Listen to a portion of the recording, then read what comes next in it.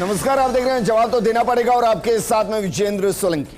आज supreme court ने आवारा या कहीं बेसहारा कुत्तों के मामले में जिन कुत्तों को पहले पकड़ा गया था उनकी नसबंदी और टीकाकरण उन्हें वापस वहां छोड़ने के लिए कह दिया है जहां से उनको लिया गया, यानी जो उनका घर, उनके घर में वापस उनको छोड़ा जाए। सवाल इन सबके बीच में यह है कि पहले सभी को सड़कों से हटाना यह आदेश और अब उनको वापस वहां छोड़ना। लेकिन इन सबके बीच में सवाल यह है कि क्या वाकई में जो श्वान है, जो कुत्ते हैं, वो आक्रामक, हिंसक और इंसानों के लिए खतरनाक है, या जो हम आदिकाल से सुनते आ रहे हैं कि इंसानों के जो सबसे वफादार दोस्त हैं वो श्वान है, वो कुत्ते हैं। और आप सोचिए, कुत्तों की वफादारी को लेकर मिसाल दी जाती है, कुत्तों की वफादारी को लेकर फिल्में बनाई जाती हैं, लेकिन क्या वाकई में वर्तमान में कुत्ते हिंसक हो रहे हैं? कभी किसी ने इसको लेकर रिसर्च की कि ऐसा क्या हुआ कि वफादार अचानक से खतरनाक हो रहा है? क्या उसके खतरनाक होने की वजह के समाधान की तरफ कभी भी किसी ने ध्यान दिया? अब सवाल इन सब के बीच में एक और है।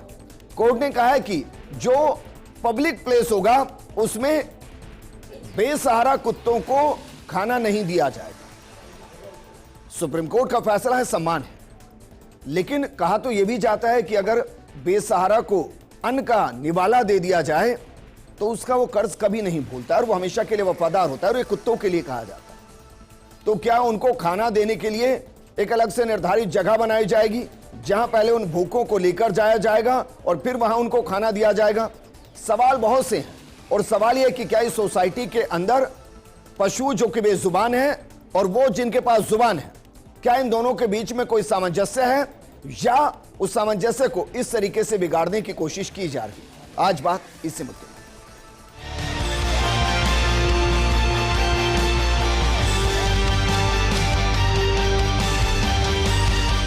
ये जो खतरनाक है और जो रिपीटेटिव बाइट्स है उनको मॉनिटर करना पड़ेगा, करके अगर वो डेंजरस ही रहा तो रिलीज नहीं होगा।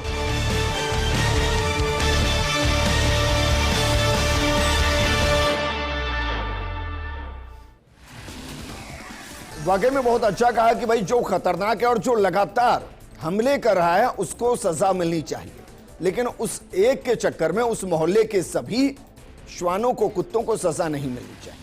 उन 100 के चक्कर में जो अलग अलग जगह बाइट कर रहे हैं, पूरे शहर के श्वानों को सजा नहीं मिलनी चाहिए, क्योंकि कानून का एक नियम है कि हजारों बेगुनाह, हजारों गुनहगार छूट जाएं, एक बेगुनाह को सजा नहीं होनी चाहिए।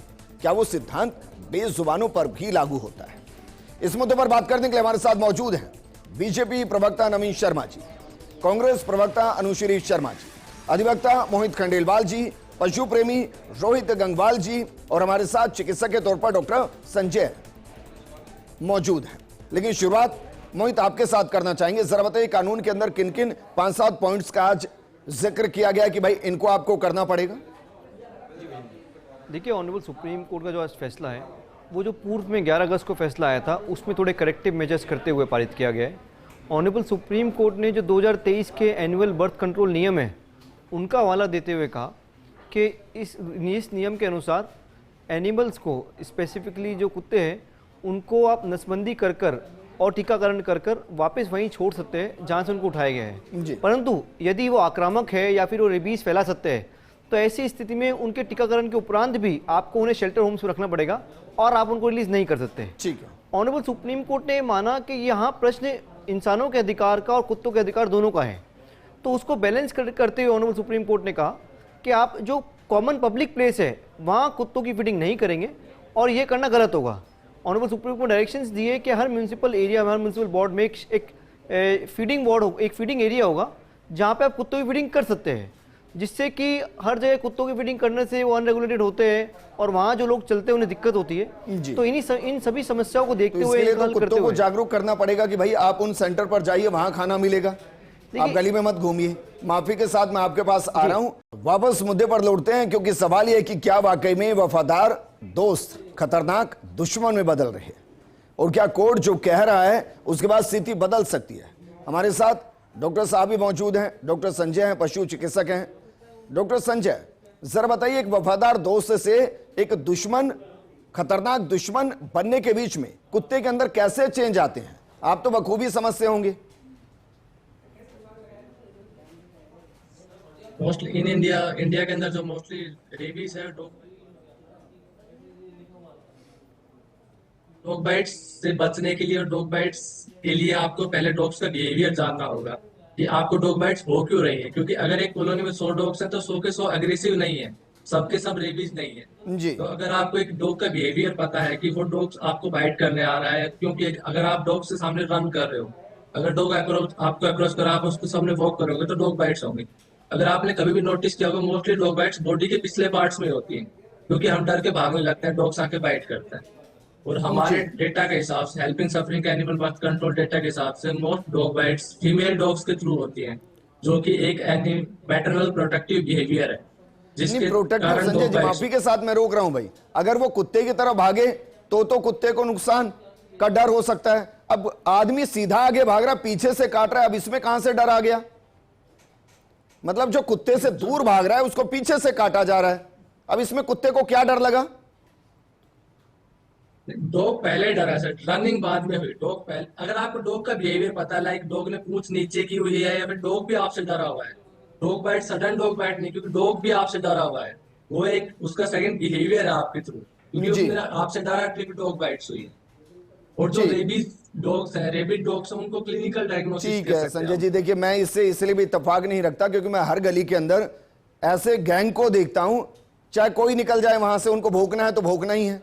अब ये नहीं हो सकता ना कि 100 लोग निकल रहे हैं तो 100 के 100 से खतरा पैदा कर रहे हैं, फिर तो उनको मानसिक समस्या है कोई भाई, जिसमें वो हमेशा समस्या ही देख रहे हैं और सबको काटने की तरफ भाग रहे हैं। वापस मैं आपके पास आऊंगा रोहित गंगवाल जी।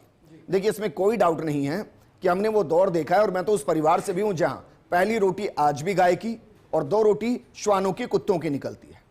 हमारे घर में आज भी ना जाने कितने राशि के ऐसे दोष होते हैं जिनके लिए कहा जाता है भाई कुत्ते को भोजन कराइए, आपके दोष मुक्त हो जाएंगे। उन सबके बीच में ये जो घटना घट रही है और ये जो दूरी बढ़ रही है, इसको आप कैसे देखें? देखिए बहुत बड़ा मुद्दा है ये, छोटा सा मुद्दा नहीं है, बहुत सारे पहलू जुड़े हुए हैं। पहला, मैं ये सबसे पहले स्टार्ट करूंगा, सोच बदलो देश बदलेगा। क्योंकि सबसे पहले मैं चाहता हूं कि सकारात्मक सोच आए कुत्तों के बारे में, डॉग्स के बारे में, कम्युनिटी एनिमल्स के बारे में। नकारात्मक सोच नहीं है। बहुत सारा हाइप हो रहा है, डॉग्स बाइट कर रहे हैं, मैं मानता हूं उस बात को, ये हो रहा है, बट उसका अपने को सोल्यूशन ढूंढना है। आज जो आदेश आया है वो बहुत अच्छा है, मैं बहुत सपोर्टिव हूँ उसमें और बहुत बहुत थैंक बोलता हूँ सुप्रीम कोर्ट के जिन्होंने डॉग्स पर में सोचा। बट मुझे ऐसा लगता है जो गए 10 साल हैं। अच्छा, सकारात्मक सोच की और एक बात, जैसे जहाँ पे भी हम जा रहे हैं सोशल मीडिया हाईलाइट करता है। अब जैसे एक पोस्टर लगा हुआ है, यहाँ पे बहुत एग्रेसिव डॉग्स दिख रहे हैं, मैं नहीं चाहता ये पोस्टर सबके पास पहुंचे। अगर ये आप लगा भी रहे हैं, ठीक है, ये एक पहलू है, आपको दिखाना भी चाहिए, बट आपको दूसरा पहलू भी दिखाना चाहिए जहाँ पे कंपैशन हो रहा है। एक छोटा सा बच्चा डॉग के पपी को प्यार कर रहा है, क्योंकि करुणा की भावना जागृत करना भी बहुत जरूरी है। नकारात्मकता बहुत नीचे ले जाएगी और ये प्रॉब्लम और बढ़ जाएगी। अपने को सकारात्मक होना पड़ेगा, डॉग्स के बारे में सोचना पड़ेगा, पहली बात। अब एबीसी की बात आती है, एबीसी रूल्स की बात आती है, बहुत अच्छी बात है, कोर्ट ने बोला है करना है अपने को। बट गए 10 साल में क्या हुआ है साहब? गए 10 साल में आपने प्रेशर में आके या हायर वीआईपी कल्चर जो इंडिया में चलता है, वीआईपी ने फोन किया मेरे यहाँ से डॉग उठा, इसको लेके जा, मुझे मतलब नहीं है, परेशान कर रहा है साहब। डॉग उठाए, उनको बाहर डंप कर दिया। कुछ डॉग चले गए शहर के बाहर के क्षेत्र में, वो फेरल बन गए, वहाँ एक समस्या खड़ी हो गई वाइल्ड एनिमल्स के लिए। कुछ डॉग्स जो अपने टेरिटरी के थे, जहां सेफ थे, उनको दूसरे टेरिटरी में शिफ्ट कर दिया। वो अपने आप के आपसी संघर्ष में एग्रेसिव हो गए, क्योंकि उनको अपना वर्चस्व बचाना है, वो टेरिटरी नहीं बनाना चाहते हैं, तो वहां पे एग्रेशन आ गया। उसका जो परिणाम स्वरूप है वो इंसानी बाइट्स हो रही है। तो अपने को, अच्छा, तीसरी बात आती है, जितने भी मदर एंड कब्स होते हैं, मेजॉरिटी बाइट्स। वो वाला सीन हो गया कि भाई 10 कुत्तों को एक जगह से उठाकर दूसरी जगह शिफ्ट किया, तो वो हर इंसान के अंदर उन 10 इंसानों को ढूंढ रहे हैं, ये कह रहे हैं? नहीं, मेरा मतलब है सब पर भौंक रहे हैं। नहीं, कोई भी 10 एनिमल्स, डॉग्स टेरिटोरियल होते हैं, तो अगर मैंने 10 डॉग्स को यहाँ से उठाया और मैंने दूसरी जगह डाल दिया, तो वो दूसरी जगह, उस जगह को फाइट करने के लिए दूसरे और डॉग्स वहाँ ऑलरेडी मौजूद हैं, तो उनको अपना वर्चस्व कायम करने के लिए पहले तो दूसरे डॉग से, मतलब कुत्तों में आपस में भी नहीं बनती है। बिल्कुल साहब, टेरिटोरियल होते हैं ये, तो जिसकी जो टेरिटोरी होती है वो उस टेरिटरी में नहीं जाता, वो अपनी टेरिटरी में ही रहता है। ठीक। अच्छा, तीसरी बात, स्पे और न्यूटर का जो स्पीड है, अपने पास कोई आकलन नहीं है कितनी डॉग पॉपुलेशन है, कितनी डॉग पॉपुलेशन सेंसस नहीं हुआ, तो जो स्पे और न्यूटर जो 10 साल से एकदम धीमी गति पे चल रहा है, उसको अगर आप 20x स्पीड पे नहीं करेंगे तो ये प्रॉब्लम का समाधान होने वाला नहीं है। एबीसी रूल्स फॉलो करना ठीक है, एक मापदंड है, बहुत जरूरी है। एबीसी मतलब एनिमल बर्थ कंट्रोल, मतलब स्टरलाइजेशन अच्छा। और कैस्ट्रेशन, जिससे नसबंदी जिसे कहते हैं, जिससे आगे इनका प्रजनन ना हो और डॉग पॉपुलेशन नहीं बढ़े। अगर डॉग्स के नंबर कम हो जाएंगे तो उनकी इकोनॉमिक सिग्निफिकेंस, इंपॉर्टेंस अपने आप बढ़ जाएगी। कम हो जाएंगे तो वैल्यू बढ़ जाएगी, लोग घरों में रखने लग जाएंगे। अभी ज़्यादा है इसलिए सबको दिक्कत हो रही है, सबको दुखता है।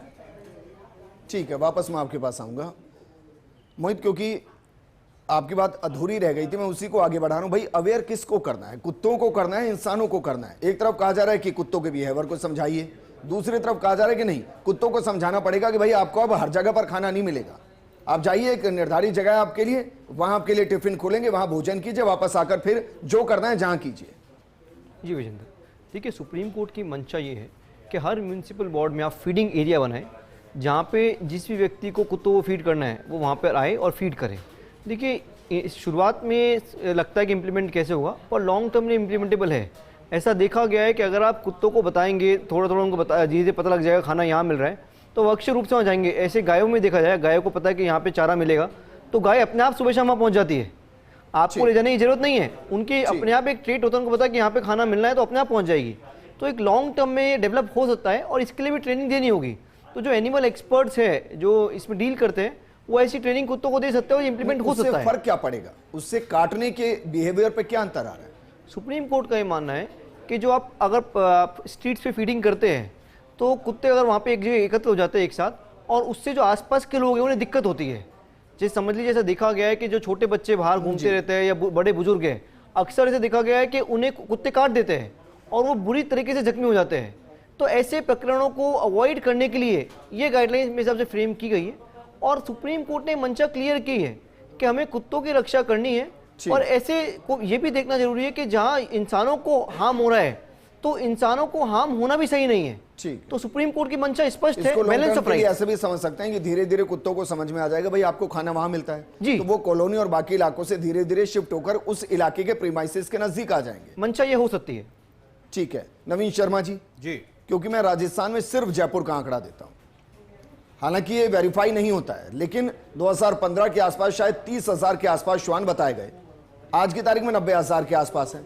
जब हर साल उनके बर्थ कंट्रोल करने के लिए आपको एक प्रोसेस को फॉलो करना पड़ता है, तो वो कभी होती हुई दिखाई क्यों नहीं देती है, और क्यों ये कंट्रोल नहीं होते हैं? दिखाई देना, वाकई में दिखाई देना तब हो पाएगा जब इनका एग्जैक्ट आंकड़ा निकल के कभी सामने आएगा। दरअसल डॉग्स हमारे साथ महाभारत काल से मानव संस्कृति के साथ जुड़े रहे हैं। एक लाइन मैं आपको यहाँ किसी की सुनाता हूँ कि ज़माने में वफा जिंदा रहेगी मगर कुत्तों से शर्मिंदा रहेगी।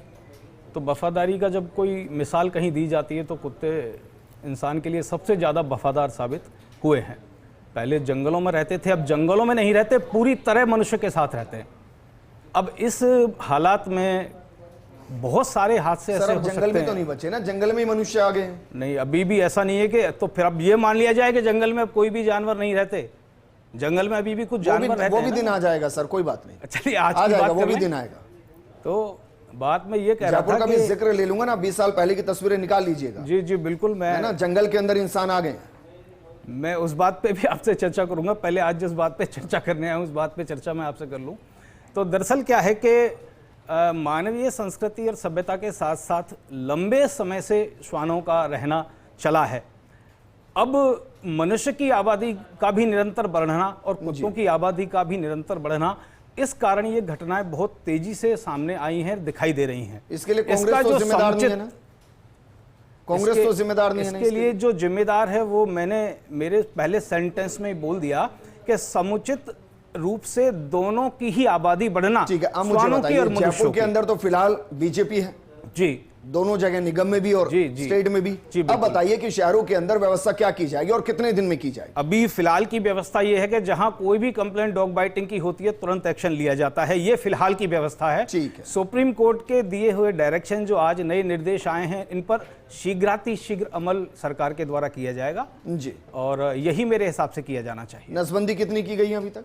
ये डाटा आपको एग्जैक्टली बताना मेरे द्वारा संभव नहीं है, लेकिन जहां भी ऐसे केसेस बढ़े ठीक है, कोई बात नहीं, तत्काल रूप से कार्रवाई। फोन ऑफ फ्रेंड की परमिशन देता हूं, लगाइए निगम में किसी को भी और पूछिए इस साल कितने नसबंदी किया उन्होंने, छोड़िए पिछले साल कितनी की है ये पूछिए, छोड़िए उसको भी, उससे पिछले साल कितनी की है पूछिए एक बार सर, एग्जैक्ट पूछिए सर। देखिए मैं दे रहा हूं आपको परमिशन सर, क्योंकि समस्या का समाधान यही है समस्या का समाधान सिर्फ जो है, बोलना और समस्या चले का जाना और फिर बाहर जाकर विजेंद्र या तो जी, कुत्ते को पत्थर मार देना या रोटी दे देना, ये समस्या का समाधान नहीं है। विजेंद्र जी, अगर समस्या बर्थ का को कंट्रोल करना है तो नसबंदी करनी पड़ेगी और नसबंदी कुत्ता खुद नहीं करेगा, समस्या उसकी का करनी जो पड़ेगी समुचित सर। समाधान है वो अनुश्री शर्मा पब्लिक जी। जागरूकता भी है। सर जागरूक किसको करना है? पब्लिक को जागरूक कुत्तों को कि भाई नसबंदी कराइए नगर निगम में जाकर। पब्लिक को इसके लिए जागरूक होना पड़ेगा। उनको करना कहीं भी डॉग बाइट का एक सिंगल उदाहरण भी अगर मिले, तत्काल उसकी कंप्लेंट हो, तत्काल उसको पकड़ा अनुश्री जाए, तो शर्मा भी जी। ये घटनाएं काफी क्या हद तक है रोकी इसके जा लिए, सकती क्योंकि निगम के अंदर आप भी रहे हैं, मेरा ये बेसिक सवाल है भाई, सिर्फ कुत्तों को जिम्मेदार ठहरा देना या इंसानों को जिम्मेदार ठहरा देना? अगर कोई एक बीमारी है और उसका इलाज है तो सवाल इस पर होना चाहिए कि उस इलाज के लिए कौन कितना गंभीर है। कुत्ते नहीं जाएंगे नगर निगम कि साहब मेरे 3 बच्चे हो गए हैं, अब मेरी नसबंदी कर दीजिए, ये तो नहीं होना है, आपको ही जाकर करना है। तो क्या ये होता है या नहीं होता है? विजेंद्र जी देखिए, ये निश्चित तौर पे होता है, लेकिन इस चीज़ को भी मैं स्वीकार करती हूँ कि ये आंकड़े अभी तक हम लोग कोई भी तय नहीं कर पाया है कि कितने तो श्वानों की संख्या है और कितनी नसबंदियां हो चुकी है। हालांकि अब जब कोर्ट, अरे मैडम ये किसका फेलियर है? कुत्ता थोड़ी ना अपना परिवार नियोजन का राशन कार्ड बनवा के आएगा। निश्चित तौर पे मैं वही तो बात कह रही हूँ, इसीलिए तो आज माननीय न्यायालय ने दखलंदाजी करी तब 2 पार्ट बटे, एक डॉग लवर्स का बटा, एक दूसरा डॉग हिटर्स का बटा। जब जागरूक हुई तब जाके समझ में आया कि ये चीजें जो है स्थानीय निकायों की जिम्मेदारी है कि उनका एबीसी किया जाए, स्टेरिलाइजेशन किया जाए, उनकी डिवॉर्मिंग की जाए, उनको वैक्सीनेट करके उन्हीं के इलाके में छोड़ा जाए। ये जागृति आ जाइए मैम, कोर्ट के फैसले के बाद जागृत हुआ है। विजेंद्र जी मैं तो 15 साल से इसको देख रहा हूं और मैं ऐसा नहीं है पहला प्रोग्राम कर रहा हूं, हर बार यही बात होती है कि भाई उनकी नसबंदी कराइए, यही एक समाधान है। अब मुझे समझ नहीं आता कि अगर नसबंदी हो रही है तो फिर बढ़ कैसे रहे हैं? बढ़ ऐसे रहे विजेंद्र जी, देखिए सबसे पहले तो इनकी पॉपुलेशन है उसको काउंट करना जरूरी होगा। आज आप सपोज कीजिए मालवीय नगर जोन ने अभियान चला दिया स्टेरिलाइजेशन का, एबीसी का, कौन करेगा काउंट? वो सरकार की जिम्मेदारी है निश्चित तौर पे। ठीक है, तो 23 तक कितने श्वान थे राजस्थान में? मैं आपको पहले भी बता चुकी हूँ, आंकड़ा निकाल पाना बहुत मुश्किल है, मतलब लेकिन जिस तरीके से कांग्रेस ने उदयपुर में एनिमल एड सर्वे चलाया जिसमें 17,000 श्वानों को नसबंदी करवाई है। इसके अलावा HIS हेल्प इन सफरिंग का प्रोग्राम भी चला है जिसमें 1,15,000 डॉग्स इससे अब तक निकल चुके हैं, जिनका डेटा हमारे पास है आज भी, जिनका हमने एबीसी करवाया हुआ है।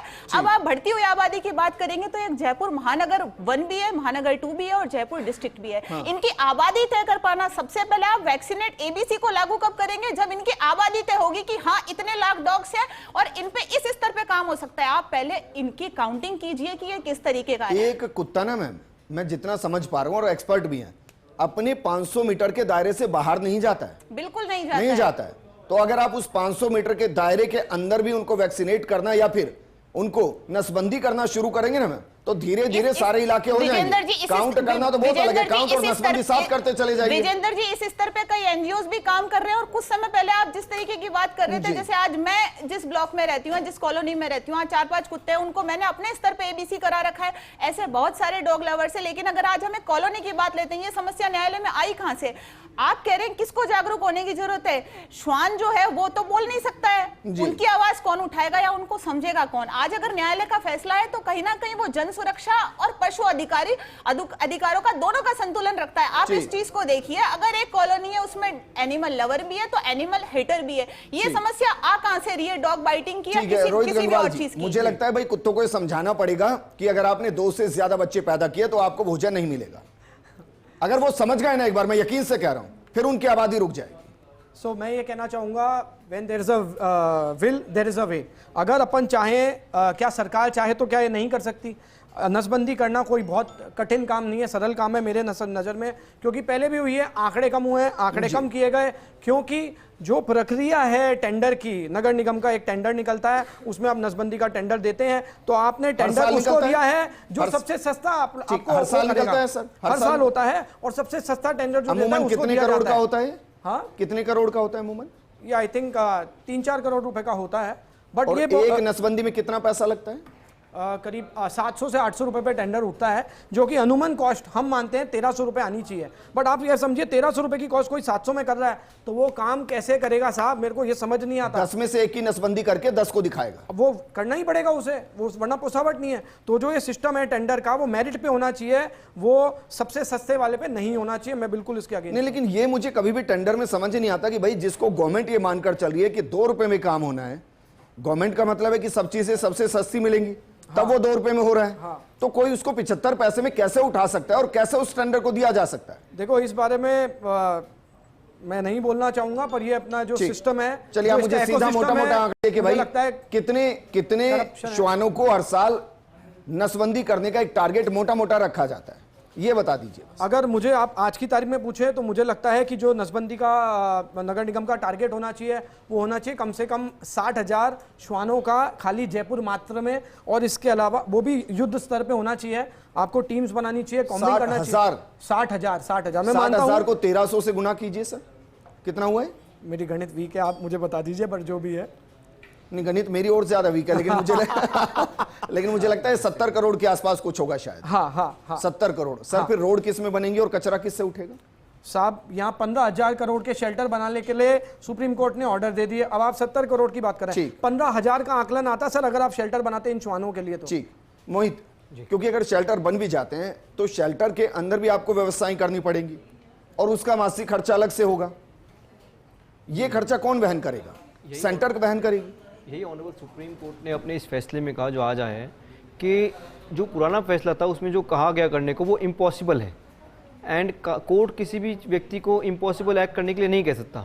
ऑनरेबल सुप्रीम कोर्ट ने माना कि शेल्टर होम्स आज है नहीं, अगर शेल्टर होम बना भी दिए जाएंगे तो उनकी मेंटेनेंस कैसे होगी, साइड डॉग्स को वहाँ कैसे रखा जाएगा, किस परिस्थिति में रखा जाएगा और वो किस तरह से मैनेज होगा, ये अपने आप में एक बहुत गंभीर विषय है। ठीक बात। तो इसी परिस्थिति को देखते ऑनरेबल सुप्रीम कोर्ट ने कहा कि उस ऑर्डर को इम्प्लीमेंट करना नामुमकिन है और ऐसे परिप्रेक्ष्य में जो 2023 की गाइडलाइन है पहले उन्हें इम्प्लीमेंट किया जाए। और आपने सही प्रश्न उठाया, ये पूरा मुद्दा उठा क्यों? जो पहला ऑर्डर था उसमें ऑनरेबल सुप्रीम कोर्ट ने माना था ये पूरा मुद्दा इसलिए उठा क्योंकि नगर निकाय, नगर निगम और जो भी कंसर्न अथॉरिटीज़ है वो अपना काम करने में असफल रहे हैं। आपने सही कहा कि गाइडलाइंस 2023 में नहीं आई, ये गाइडलाइन 2006 में भी थी। तो पिछले 20 साल में आपने किया क्या? कुछ नहीं। स्टरलाइजेशन हुआ नहीं, आपने उनको वैक्सीनेट किया नहीं, तो उस कारण से डॉग बाइट के केस बढ़े, उस कारण से उनकी पॉपुलेशन बढ़ी।